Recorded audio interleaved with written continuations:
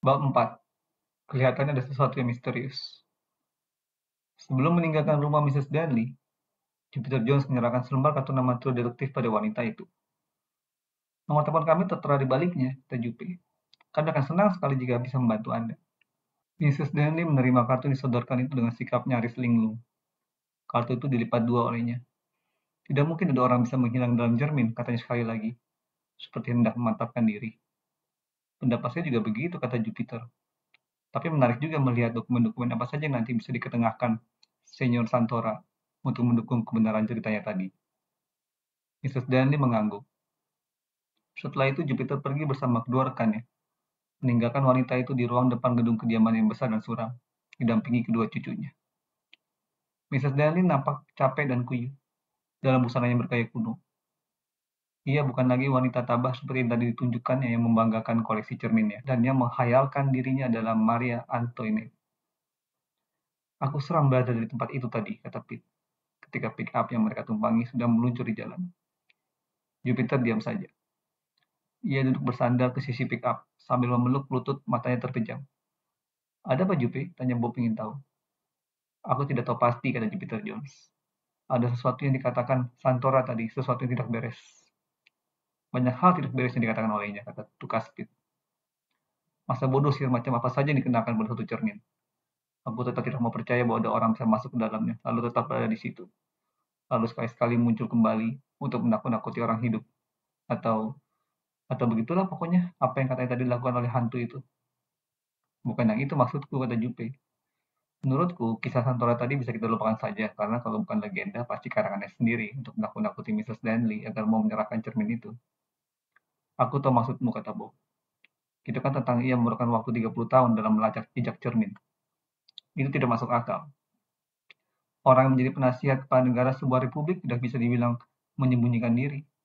Selama waktu itu cermin dicari-cari ada di tangan Manolos, dan ia tentunya merupakan tokoh masyarakat. Tentang Rufino tidak sering ada beritanya kan, kata Jupiter, dengan nada bertanya. Apa yang kalian ketahui tentang negara itu? Kedua temannya membisu. Negara kecil yang tidak sering diberitakan. Jadi bisa saja memang diperlukan waktu selama itu untuk melacak jejak cermin sampai ke sana. Tidak, bukan itu yang mengganggu pikiranku, tapi ucapan Santora mengenai diri tamu yang tak diundang tadi. Ucapannya itulah yang membuat aku sekarang berpikir-pikir. Coba saja kalian ingat. Ia tadi kan mengatakan, kita sama-sama tahu satu orang, seorang laki-laki bertubuh kecil. Takkan mungkin kuat membawa sendiri cermin Javo. Padahal ia sendiri kan tidak melihat, tidak ada yang mengatakan padanya bagaimana potongan orang itu. Walau begitu dengan tepat dikatakan olehnya bahwa orang itu bertubuh kecil. Bob mengeluh. Aduh, kau ini. Ingatanmu seperti alat perekam saja. Tapi mungkin ia mengatakannya begitu saja tanpa maksud tertentu. Siapapun juga pasti akan kelihatan kecil jika harus memotong cermin itu. Besarnya memang luar biasa. Atau menurut kau, Santora terlibat dalam peristiwa itu? Ia kelihatannya benar-benar kaget ketika mendengar ada orang masuk secara paksa, kata Jupiter menarik kesimpulan. Ia juga nampak seperti ketakutan. Kejadian itu ada artinya bagi dia. Ia langsung menganggap bahwa bintang tamu tak diundang itu terarah pada cermin. Meski Mrs. Darnley tidak tegas-tegas mengatakan begitu padanya. Dan ketika itu barulah ia mengaku keturunan Ciavo. Seolah-olah ia harus bertindak dengan cepat. Mengajukan segala alasan yang bisa masuk akal karena cermin itu harus dimiliki olehnya. Tidak, kurasa Santora tidak tahu apa-apa tentang tamu tak diundang itu sebelum Mrs. Darnley mengatakannya. Namun, ada juga kemungkinan bahwa ia tahu siapa orang itu. Pokoknya aku lumayan yakin bahwa setelah ini kita masih akan mendengar apa-apa lagi tentang cermin itu. Aku takkan keberatan kalau kita tidak mendengar apa-apa lagi mengenai cermin itu, kata Pete. Jupiter tersenyum. Kedua temannya sudah pasti tahu. Apa makna senyuman itu? Jupiter mencium adanya suatu misteri dan ia ingin mengusutnya. Kita harus siap siaga, katanya. Santora memerlukan waktu paling sedikit 1 minggu untuk mendatangkan dokumen yang manapun juga dari Spanyol. Dan jika saat itu tiba, kita harus sudah siap. Apa yang siap? Tanya Pete. Informasi kita, kata Jupiter dan gembira. Kita perlu tahu lebih banyak tentang Rufino. Kita perlu tahu tentang Ciavo. Dari keterangan Mrs. Darnley, orang itu mestinya ahli sulap yang termasyhur pada zamannya. Aku belum pernah mendengar apa-apa tentang dia. Kita harus segera mulai. Dan apabila saatnya tiba, kita harus sudah siap untuk bertindak. Taksir yang Jupat tentang waktu yang tersedia kemudian terbukti memang tepat. Hampir 1 minggu setelah trio detektif berkunjung ke gedung kediaman Mrs. Darnley, Jeff Parkinson naik bis ke Rocky Beach. Menjelang sore, Remaja berambut merah itu sampai di tempat penimbunan barang-barang bekas yang dikenal dengan nama The Jones Salvage Yard. Saat itu Jupiter sedang berada di bengkelnya yang terletak di luar. Ia sedang membetulkan kerusakan kecil pada sebuah mesin cetak tua yang terakitnya dari berbagai rongsokan yang sudah tidak dipakai lagi. Ketika melihat Jeff muncul, ia menegakkan tubuhnya, lalu mengelap tangannya yang kotor dengan secari kain. "Sudah ada kabar dari Senor Santora?" tanyanya. Jeff menggeleng, lalu duduk di kursi Jupiter yang bisa diputar. Sedikit pun belum ada jawabnya. Saat itu Pete datang. Ia mengenakan kemeja yang baru setrika. Rambutnya kelihatan basah. "Hai," sapanya ketika melihat Jeff ada di situ. "Kok ada di sini?" "Bagaimana ombaknya tadi?" tanya Jupe padanya. "Terlalu hebat," Pete menarik sebuah kotak kayu ke dekatnya, lalu duduk di atasnya. "Alunnya benar-benar tinggi. 3 kali aku terpelanting. Akhirnya kuputuskan aku tidak kepingin leherku patah." Jeff tertawa mendengarnya. "Worthington pernah berkata, kau tidak menyukai kesulitan. Pete lebih suka menghindari gangguan yang tidak perlu, begitulah katanya." Kini Pete yang tertawa. "Gangguan bukan kata yang tepat jika kita ada di dekat Jupiter Jones. Hal-hal yang terjadi sebagai akibat pemikiran anak ini benar-benar membuat bulu kuduk kita berdiri. Jika hendak mengusut misteri, kadang-kadang ada perlunya mengambil risiko," kata Jupiter. "Itu memang benar. Di salah satu pojok terpencil dalam kompleks perusahaan yang memperdagangkan barang-barang bekas itu, ada sebuah karavan tua yang sudah rusak. Baik Paman Titus maupun Bibi Matilda sudah tidak ingat lagi bahwa karavan itu ada di situ, karena letaknya terlindung di balik tumpukan barang rombengan. Kendaraan yang tidak bisa berjalan lagi itulah terletak kantor trio detektif. Kantor yang disebut markas besar itu dilengkapi dengan lemari arsip, pesawat telepon, laboratorium yang kecil tapi serba lengkap, dan kamar gelap tempat mencuci film. Ketika Jupiter, Pete, dan Bob baru mulai dan usaha mereka selaku penyelidik, lemari arsip sebenarnya belum begitu diperlukan. Tapi kini, kantor mereka dilengkapi dengan beberapa lemari berisi catatan Bob yang rapi mengenai kasus-kasus yang pernah mereka tangani. Segala catatan itu merupakan bukti hasil kegiatan mereka yang bisa membuat iri detektif-detektif yang jauh lebih tua dari mereka. Semua catatan itu juga membuktikan bahwa mereka sering menghadapi bermacam-macam risiko. Jupe memang tidak segan-segan mengambil risiko. "Kurasa kau kemari ini karena hendak menyampaikan berita penting," kata Jupiter pada Jeff. "Kalau tentang penting tidaknya aku tidak tahu pasti," jawab Jeff Parkinson. "Kalian masih ingat kan cerita Santora tentang penyihir yang masuk ke dalam cermin, lalu pergi ke negeri hantu tanah?" "Ya, lalu kenapa?" kata Jupe. "Katamu tadi selama ini tidak ada kabar apa-apa dari Santora. Kurasa ia pasti belum menyodorkan dokumen apapun juga pada nenekmu, sebagai bukti pengakuannya bahwa ia keturunan Chiafu." "Memang belum," kata Jeff. "Jika ia bisa membuktikannya, cermin itu akan diserahkan padanya. Nenekku tidak berniat menganggap sepihak orang, tapi ia juga tidak mau ditipu. Cermin itu tak akan diserahkan olehnya hanya karena Santora pintar mendongeng. Nah, kalian waktu itu kan sudah berjumpa dengan John." "John? John Chen maksudmu? Pelayan nenekmu? Kenapa dia?" "Dia itu sebenarnya pembawaannya sangat tenang," kata Jeff. "Sudah beberapa tahun ia menjadi pelayan nenek.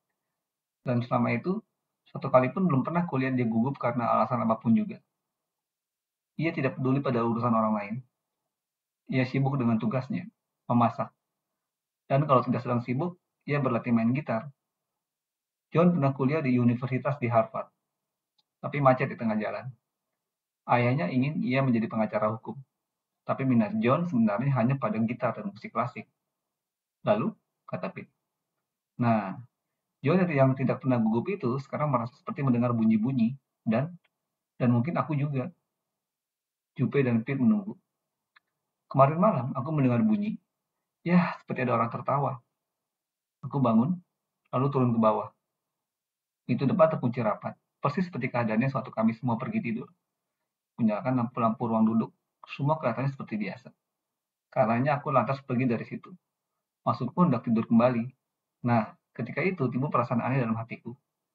Maksudku seperti apabila kita melihat sesuatu yang nampak samar lewat sudut mata. Aku merasa seperti melihat ada orang masuk ke ruang perpustakaan. Atau bisa juga ada sesuatu yang bergerak di situ. Aku lantas masuk ke ruang perpustakaan lalu menyalakan lampu. Tapi tidak ada apa-apa dalam ruangan itu. Ketika aku kembali ke ruang depan, tahu-tahu John sudah ada di situ dengan mantel mandinya. Ia menggenggam pisau daging. Aku kusangka ia sinting. Habisnya mukanya begitu aneh. Ditambah lagi pisau panjang ada di tangannya. Aku ketakutan setengah mati ketika melihatnya seperti itu. "Lalu?" kata Jupe. Karena bingung, aku hanya bisa mengatakan, "Hei," ia membalas. "Ah, kau rupanya." Kami berdua sama-sama berdiri di situ saling berpandangan. Lalu kami sama-sama mendengar bunyi itu. Suara orang tertawa. Datangnya dari dalam ruang perpustakaan, di mana cermin Ciavo tergantung. John langsung melesat masuk ke dalam. Tapi tetap saja tidak ada siapa-siapa di situ. Yang ada cuma keempat dinding, buku-buku yang banyak, dan cermin itu. Pete mengusap-usap dagunya. "Maksudmu, kau rasa cermin itu mungkin berhantu?" tanyanya. "Entahlah, aku sendiri tidak tahu. Aku tidak percaya rumah nenek ada hantunya. Kalau kata orang memang begitu. Jika dibilang perasaan kita tidak enak kalau ada di dalamnya, aku setuju. Tapi baik nenek maupun John, begitu pula aku dan Jin, kami semua belum pernah mengalami kejadian aneh di situ.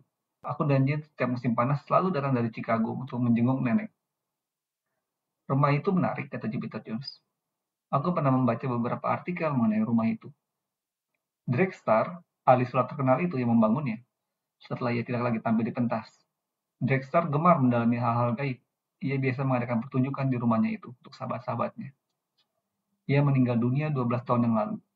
Dan orang-orang yang kemudian membeli rumahnya mengatakan bahwa hantunya beberapa kali muncul di situ. Orang-orang itu mendengar bunyi-bunyi tidak tentu asalnya di malam hari," kata Jeff.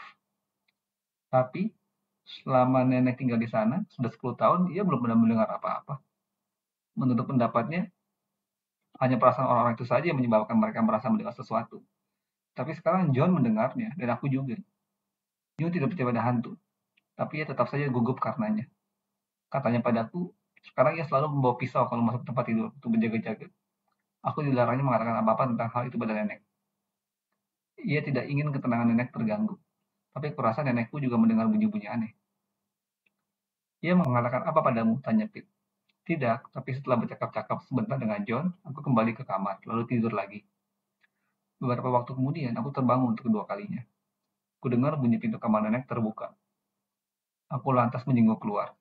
Kulihat nenek berdiri di ujung atas tangga, memandang ke bawah. Ia terkejut ketika kusapa. "Ada apa?" tanyaku.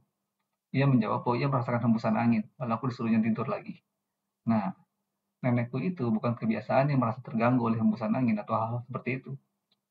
Karenanya kurasa ia pun mendengar sesuatu di bawah. "Bagaimana sikapnya saat itu? Ketakutan barangkali?" tanya Jupiter Jones. "Aku tidak tahu," nenek tidak mengatakan apa-apa. "Tapi aku tahu bahwa sebelum itu aku mendengar sesuatu. Dan kurasa nenek juga mendengarnya. Sebelumnya tidak pernah terjadi hal-hal aneh. Jadi tidak mungkin itu hantu Dragster. Melainkan ada hubungannya dengan cermin Jiafu. Kalian kan detektif. Bisa kalian mengadakan pengusutan untuk memperoleh keterangan lebih banyak tentang cermin itu?" Nenek tidak tahu banyak. Hanya apa yang diceritakan temannya saja. "Janda Manolos?" tanya Jupiter. Jeff mengangguk. "Ketika nenek masih gadis remaja, dia bersekolah di suatu perguruan yang ada asramanya. Di situ ia berkenalan dengan seorang gadis yang berasal dari Rufino, sebuah negara pulau yang kecil tidak jauh dari pesisir Amerika Selatan. Penduduk negara itu tentu saja yang kaya, ada yang menyekolahkan anak-anak mereka ke Amerika Serikat. Setelah tamat, gadis teman nenek itu pulang ke tanah airnya dan kemudian ia menikah dengan Manolos. Nenek masih terus berhubungan dengan temannya itu, bahkan beberapa kali datang menjenguk ke Rufino. Nenek tidak suka pada Manolos, yang menurut dia bukan orang baik. Manolos bersikap jahat terhadap istrinya, sahabat nenek. Walau begitu, kedudukannya semakin menanjak, dan akhirnya diangkat menjadi penasihat presiden negara itu. Ketika Manolos meninggal dunia sebulan yang lalu, istrinya, Senora Manolos, mengirimkan cermin itu sebagai hadiah ke nenek. Kami tahu, cermin itu dibeli Manolos di Spanyol. Dan menurut kata orang, Schiavo dulu menggunakannya untuk menghubungi Trust Ghost atau hantu-hantu tanah yang jelek-jelek itu. Tapi hanya itu saja sebenarnya yang kami ketahui. Selama ini kami tidak tinggal diam, kata Jupiter menimpali. Dan mungkin tidak akan lama lagi akan lebih banyak yang bisa kami katakan tentang Schiavo serta cermin itu. Aku dan Bob beberapa hari ini sibuk mengumpulkan keterangan tentang orang itu. Di perpustakaan Rocky Beach, kami tidak menemukan apa-apa mengenai dirinya. Begitu pula di perpustakaan UCLA, University of California, Los Angeles. Dan di perpustakaan besar di Los Angeles. Tadi pagi Bob pergi ke Universitas Tucson. Di sana ada seorang guru besar antropologi, namanya Dr. Banster. Di samping guru besar, ia juga punya kegemaran mengumpulkan cerita tentang peristiwa-peristiwa gaib. Berkat pertolongannya, kami berhasil menyelesaikan suatu kejadian yang sangat misterius, yang bertalian dengan ular kobra yang menyanyi. Mungkin ada yang diketahui mengenai Schiavo jika Bob sudah kembali. Aku sudah kembali, tahu-tahu Bob sudah muncul di bengkel itu. Ia menyandarkan sepedanya ke pagar yang membatasi tempat itu, dan nampaknya tepat pada waktunya. Hai Jeff, ada yang berhasil kau ketahui? Kata Jupiter ingin tahu. Itu sudah pasti. Universitas Ruxton benar-benar hebat. Teman kita yang dari jurusan antropologi itu pernah menulis beberapa makalah tentang cermin Chiavo. Menurut kisah-kisah lama tentang dirinya, Chiavo itu dianggap penyihir yang luar biasa kemampuannya. Dan cerminnya benar-benar ajaib. Legenda mengenai Chiavo juga mengatakan bahwa orang itu belum mati, melainkan tahu-tahu menghilang. Ia masuk ke dalam cermin, pergi ke tempat tinggal hantu-hantu tanah, seperti yang dikatakan Senior Santora. Setelah itu mereka sama-sama membisu, merenungkan legenda tentang seorang penyihir zaman dulu yang dikatakan sampai sekarang masih hidup di dunia asing, yang penghuninya bukan manusia. Tiba-tiba sinar matahari menghilang. Pete tergugah dari renungannya, lalu memandang langit. Kurasa sebentar lagi akan ada badai, katanya. Entah apa sebabnya ia berbicara dengan suara berbisik. Tiba-tiba bola lampu yang tergantung di atas mesin cetak menyala, berkedap-kedip. Nah, kata Jupiter Jones. Tangannya menggapai terali yang tersandar ke sebuah meja bengkel di dekat mesin cetak, lalu menyeretnya ke samping. Setelah itu ia menyusup masuk dalam sebuah pipa besar dari besi berombak yang semula tertutup terali. Ada apa? Kata Jeff dengan heran. Bob menuding lampu yang sementara itu tidak berkedap-kedip lagi. Itu tadi tanda bahwa ada yang menelepon ke markas. Jupe masuk lewat lorong 2 untuk menerimanya. Tahu kan nenekmu bahwa kau ada di sini? Adikku tahu, kata Jeff. Kalau begitu mungkin dia menelepon. Yuk ikut. Sambil merangkak, Jeff mengikuti Bob dan Pete masuk ke dalam pipa yang besar itu, yang dilapisi potongan-potongan permadani. Di ujung pipa terdapat sebuah tingkap yang terpasang di lantai markas trio detektif. Ketika ketiga remaja menyusul masuk, mereka melihat Jupiter Jones berdiri di samping meja kantor, sambil mendekatkan gagang telepon ke telinga. Kapan kejadiannya? Tanya Jupiter pada orang yang menelepon. Jeff memandang berkeliling. Kantor di dalam karavan itu nampak sesak, tapi rapi. Kecuali meja, kursi-kursi, serta lemari-lemari arsip.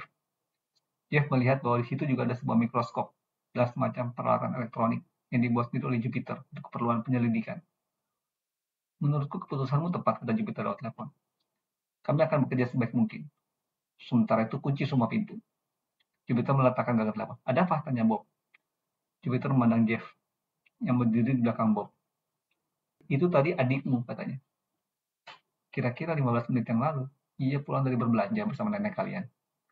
Keduanya langsung naik ke atas. Kemudian mereka mendengar suara orang tertawa di bawah, di ruang perpustakaan. Adik dan nenekmu dengan segera menuruni tangga untuk memeriksa. Tapi di pertengahan tangga, ketika mereka memandang ke ruang perpustakaan, mereka melihat seseorang dalam cermin. Orang itu pucat sekali wajahnya, rambutnya putih dan panjang, sedang matanya hijau menyala. Itu Chiavo, kata Jeff. Mrs. Danley ingin agar diadakan pengusutan mengenai hal itu, dan trio detektif yang diminta melakukannya. Setengah jam lagi, Worthington sudah akan sampai di sini untuk menjemput kita.